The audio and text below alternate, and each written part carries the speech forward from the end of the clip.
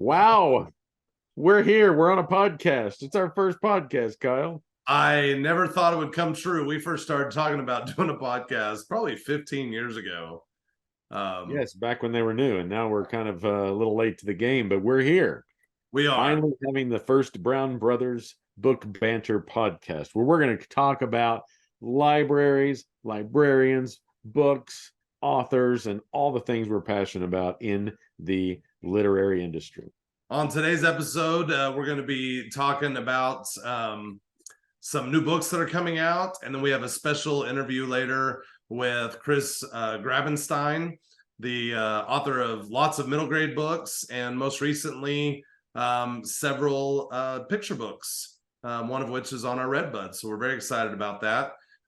Kenneth and I, we, believe it or not, we're brothers. Yes. We work in the same industry. Yes, but we don't actually get to spend that much time together in person. But this past week, I really enjoyed spending a couple days with Kenneth. We had a 2-hour drive in one direction and back, and so we decided that we were going to move forward with this podcast. So here we are. Yes, and it was a great time this week. We got to go to a couple of pop-up events.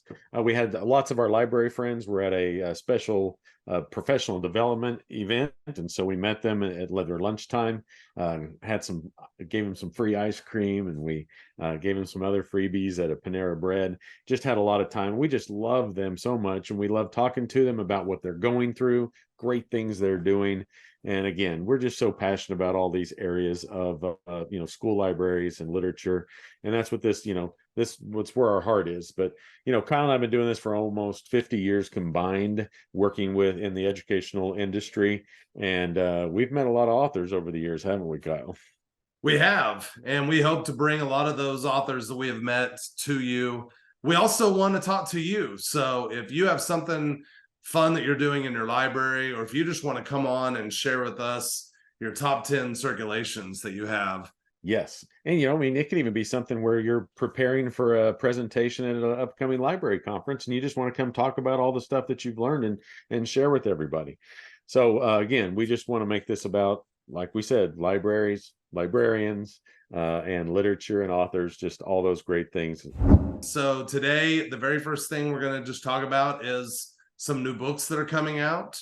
Among the early October book birthdays, books coming out, Wendelin Van Draanen, her new book that just hit the streets recently, Mr. Whiskers and the Shenanigan Sisters, has gotten a lot of buzz. I'm sorry to interrupt you, but somebody just showed up in the waiting room, so I'm just going to add them in right now, if that's all right. Oh my goodness. It's award-winning author Wendelin Van Draanen. Hi, Wendelin. Hello, Wendelin. Hi. How are you? I'm good. My ears were burning. I understood you were talking about me, so I thought I would pop in and say hello, because you guys make my tail wag. Talk about Mr. Whiskers and the Shenanigan Sisters, which is a solidly middle grade book that is that features two girls and their adorable, scruffy, streetwise, stray dog narrator named Mr. Whiskers. Mr. Whiskers is a stray dog he goes from like boarding house to boarding house looking for scraps and looking for people to be friendly to him. And he comes upon this old house that other dogs are afraid of because it's known for having been owned by a once fearsome pirate named Mad Eye Mick. And so the other street dogs think it's haunted. But Mr. Whiskers discovered that inside this boarding house, there's a professor of archaeology and his two daughters living there, and the daughters like the dog a lot, so they sneak him snacks, and he winds up coming into this old house. And anyway, so Mr. Whiskers tells the tale of how these girls and he discovers secret passageways and hidden rooms and old, very valuable gold inside this old house. So it's a fun adventure designed to make people laugh. It's full of puns and it's full of adventure. And Mr. Whiskers has a voice that's great. Well, it sounds amazing. We cannot wait to read it. We can't wait to hear what our librarians in Oklahoma and across the country think. And we really think that it's a potential to be on lots of state lists, but especially our Sequoia Award here in Oklahoma. I love Oklahoma, so that would be amazing. And I hope that the teachers think that Mr. Whiskers is the ultimate, and that the Shenanigan Sisters are awesome. Oh, thank you so much. Oklahoma loves you. I know that you said that you love Oklahoma, and we're just thrilled that you stopped by to speak with us today. Well, thanks so much. Okay, I'm going to sneak out the doggy door now. Okay. All right. Bye. See y'all later. Bye. Wow. That was so cool of her to stop in, Kyle. But let's keep talking about new books. Well, Jewel Parker Rhodes, she is a treasure. And speaking of treasure, she has a new book coming out called Treasure Island Runaway Gold, where she reimagines Treasure Island with a more modern twist. Jason Reynolds, he's got a new book. It's a picture book called There Was a Party for Langston. And it has had 3-starred reviews already. It's a celebration of Langston Hughes at the New York Public Library. They were having a party, and it's told through the eyes of the New York City Public Library. So it's kind of interesting. I can imagine how that's probably talking about, just seeing all the party and all the neat stuff going on. Kate DiCamillo, her newest book, Puppets of Spellhorrors. This one's about some puppets that are they're just trying to find themselves and find some purpose in their lives. And it looks like it's a great middle grade book. You'll definitely want to get. And just a week or two ago, I received Nesting Dolls by the amazing Vanessa Brattley Newton. This is a great little story about a girl who's trying to figure out where she fits in her family. She doesn't feel like she has the same qualities or traits as the others. And she goes to visit her grandparents, who are of Gullah Geechee. They have some really neat language in here with the way they talk when she goes to visit. But again, with Vanessa Brantley Newton, her pictures just tell the story, and it's just a beautiful story. And it involves nesting dolls and a nice little conversation with her grandmother it's precious. So it's a great book. Earlier, we were able to talk with Chris Grabenstein.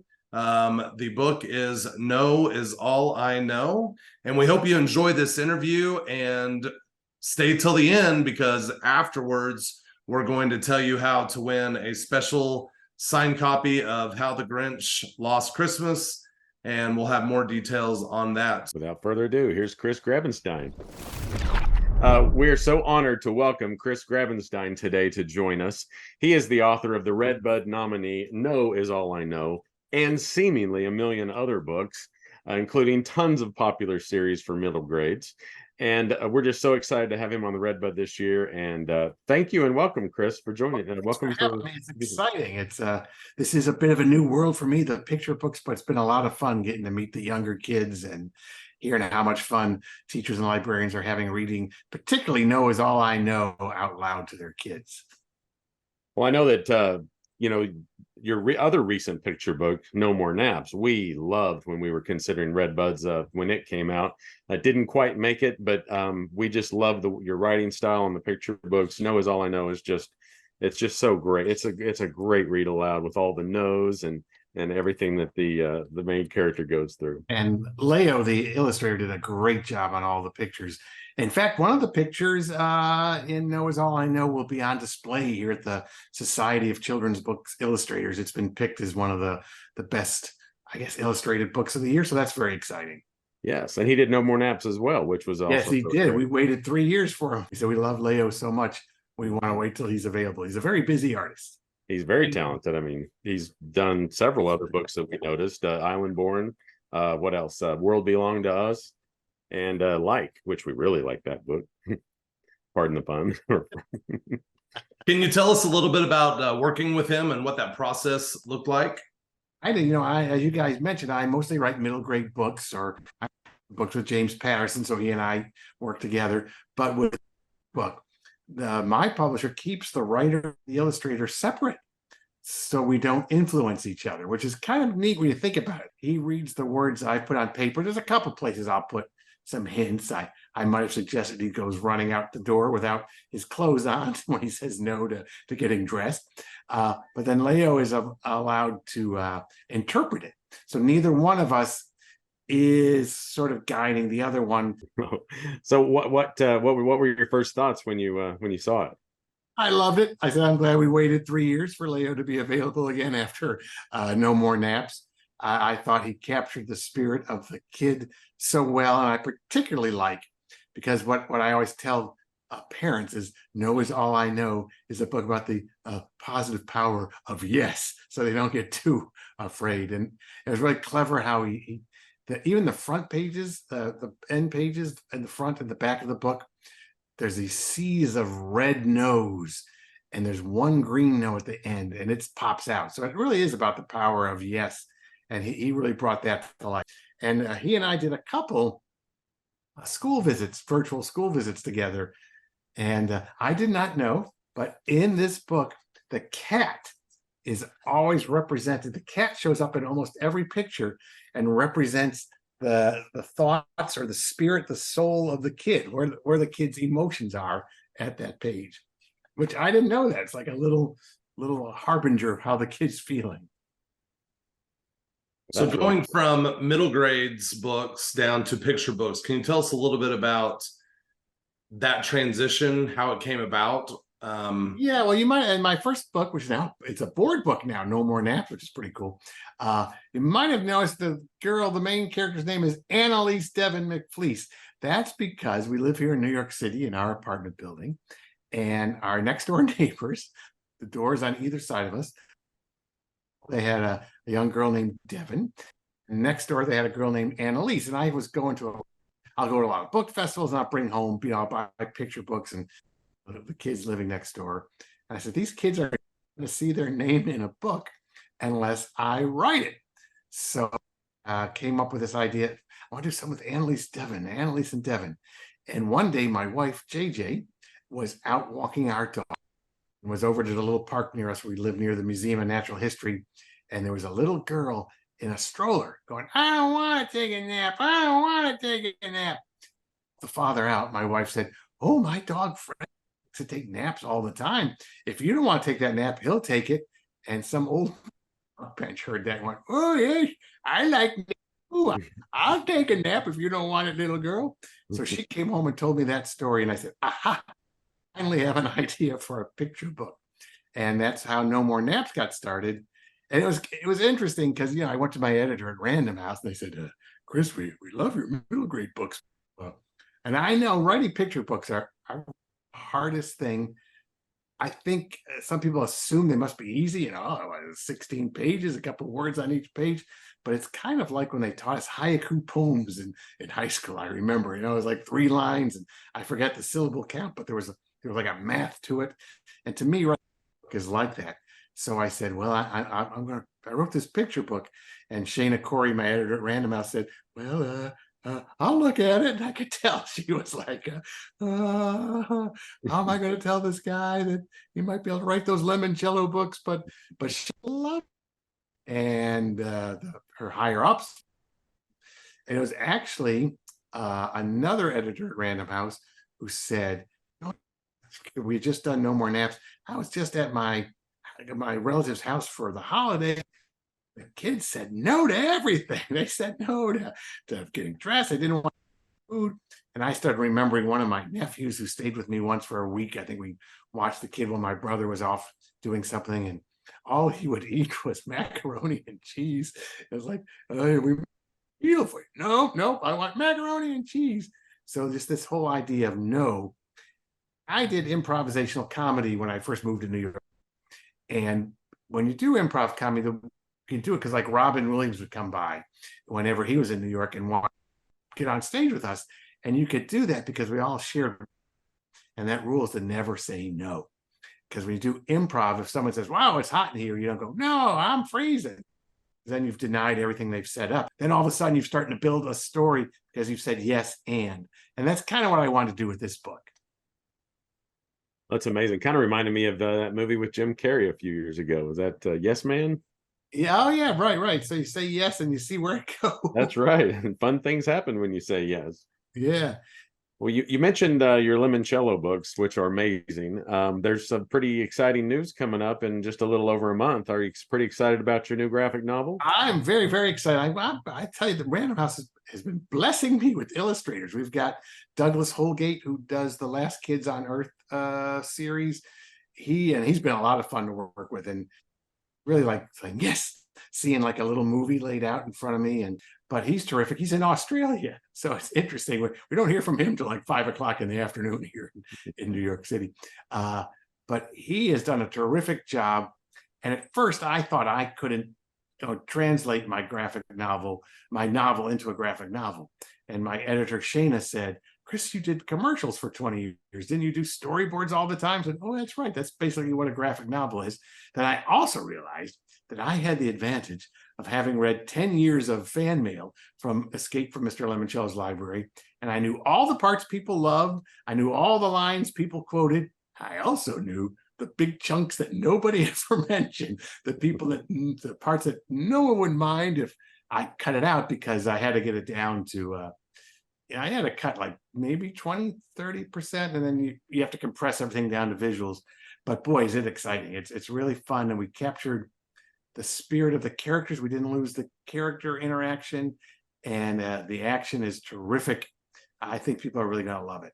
And we're already, in fact, I just got the first copy edits. We're doing the second book as well, Mr. Lemoncello's Library Olympics. Well, Doug is down there in Australia drawing 256 pages of 6 panels each right now. It seems like a lot of hard work, but I figure as many books as you've been putting out, you must write a million words a day. Do you ever keep track of that? I aim for 2,000 words a day. I read Stephen King's book on writing when I first was trying to teach myself how to write a book, those many years ago. And he said, sit down and write 1,000 words every day. They don't have to be perfect words, but just do it consistently. And I said, I'm going to do 2,000 words every day. So that has become sort of my goal every day. Once I get past 2,000, I can tell I'm getting sloppy. It's like, I'll look at the next day, go, I went too far yesterday. So 2,000 is a good number for me. If I do 2,000 a day, I'm doing pretty good.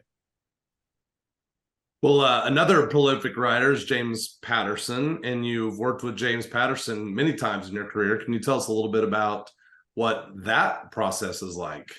Well, he was my first boss back in 1984 when I had been doing improv comedy, and I wanted to get a job where I could be creative every day instead of just on the weekends for $10 a show.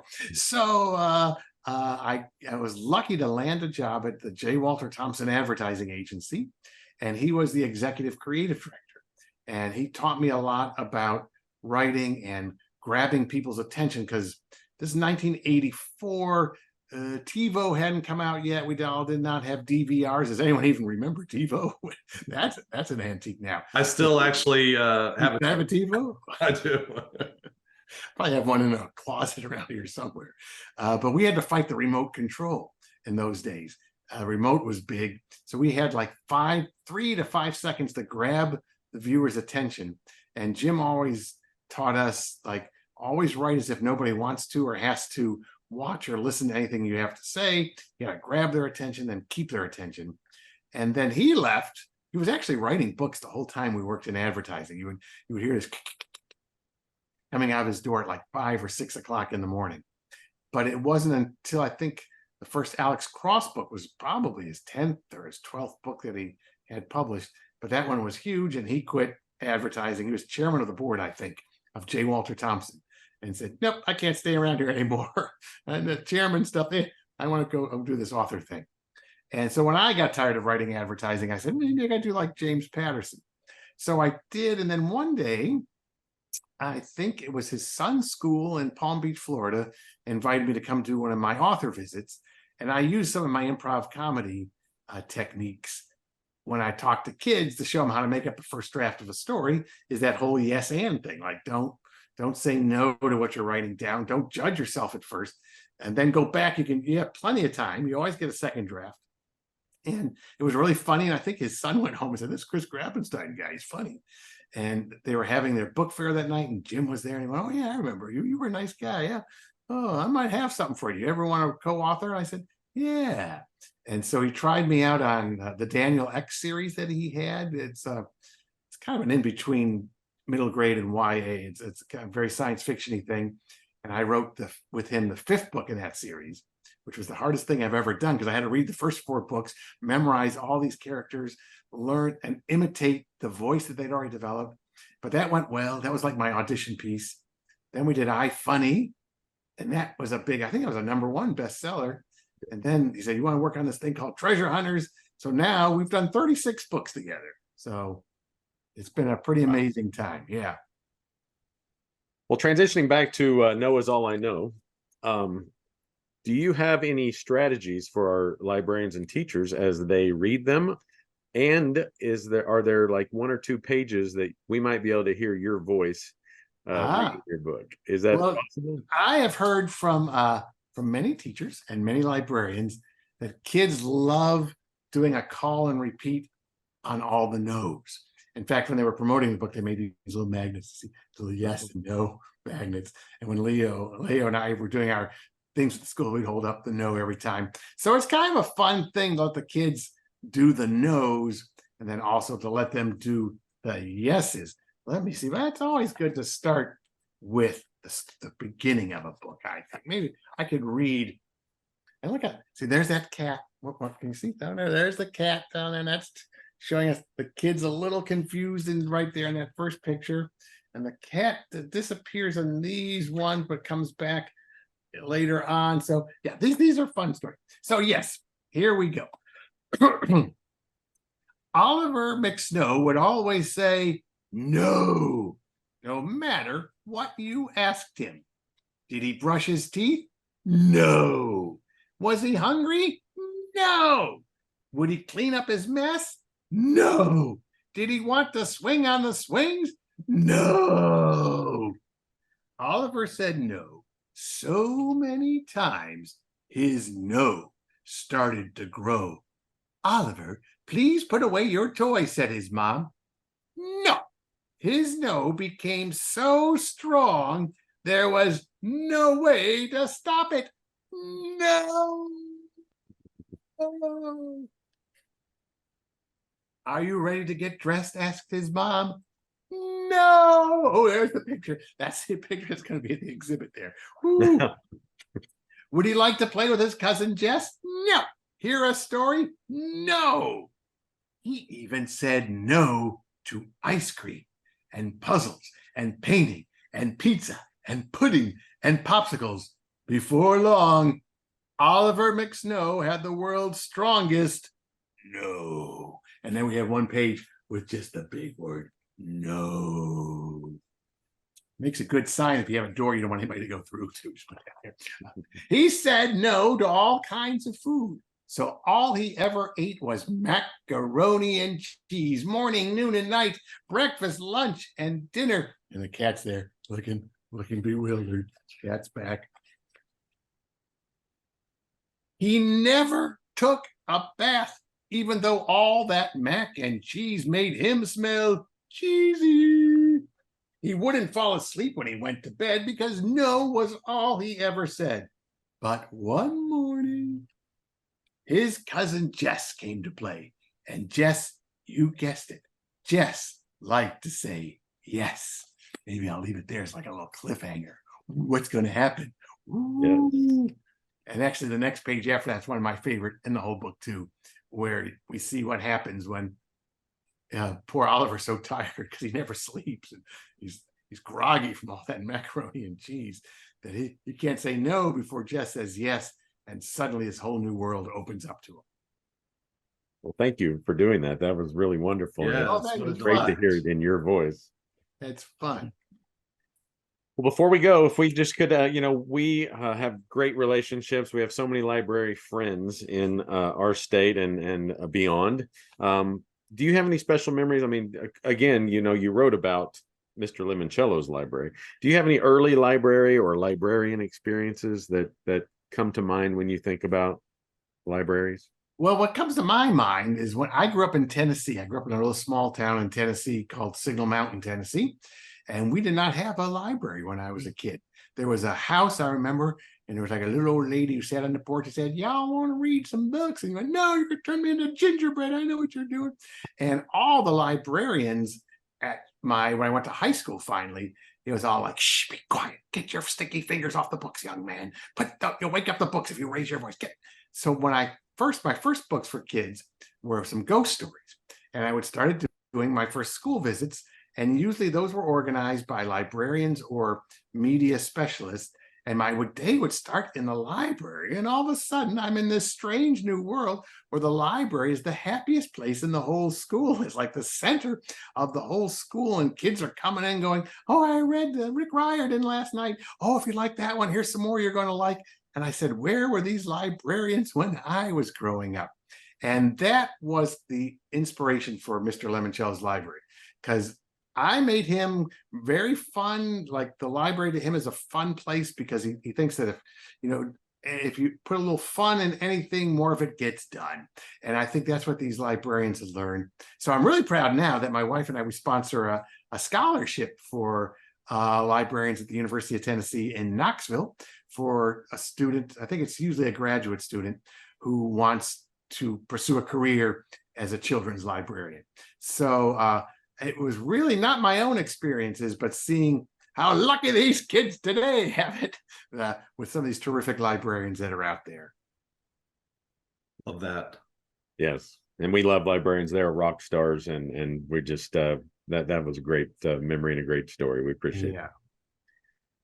All right, I guess last question, unless Kyle, do you have that last question for us? Well, I'm sure that the librarians that are listening to this would love to know whether or not you are still doing school visits, whether or not you do them in person, virtual, how they get in touch with you, things like that.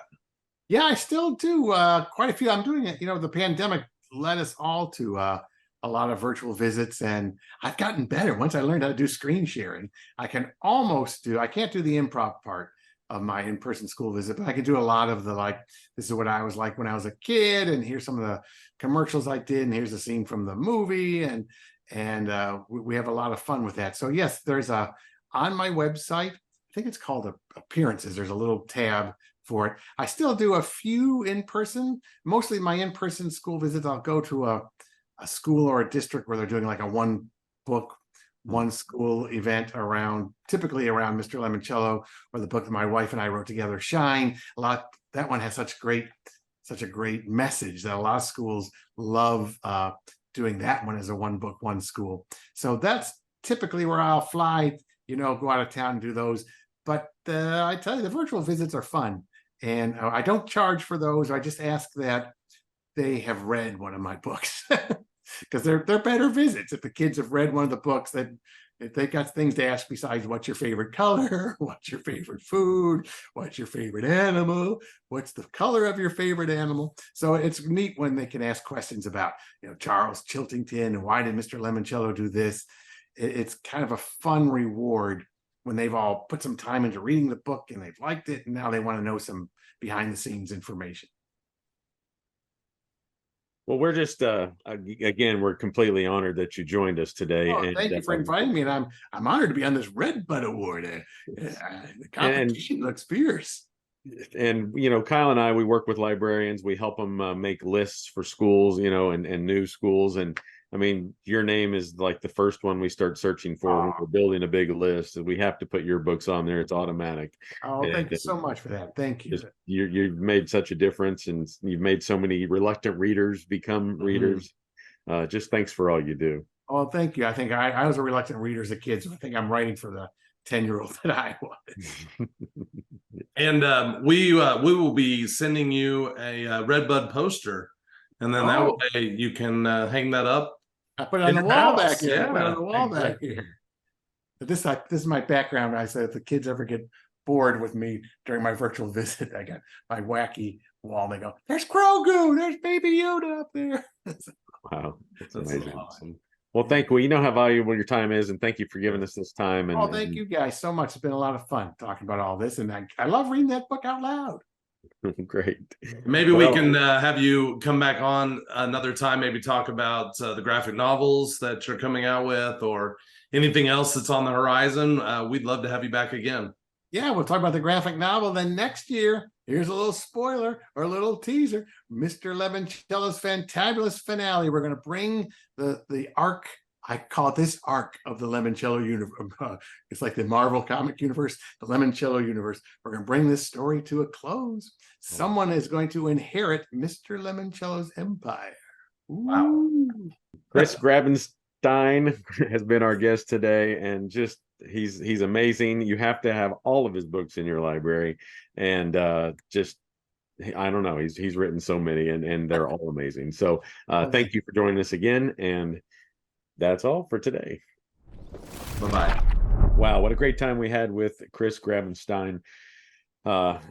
He must write, he says he only writes 2,000 words a day, but I mean, as many books as he puts out, he's got to write a lot more than that every day.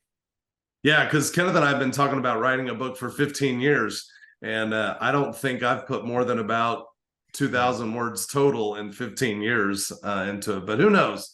Maybe we'll get started on that. But thanks for joining us. If you would like to enter to win a copy of How the Grinch Lost Christmas signed by our good friend Alistair Heim, head on over to brownbrothersbooks.com/podcasts and enter. What is the code for today's podcast, Kenneth? Lemoncello, because Chris Grabenstein wrote the Mr. Lemoncello's library books, which were awesome. Yep, I was a little sad to learn that the exciting conclusion is coming to that series, but it was great. And thanks everybody again for joining us, and stick around for more. Hopefully we'll be putting these out regularly. See you next time. Take care.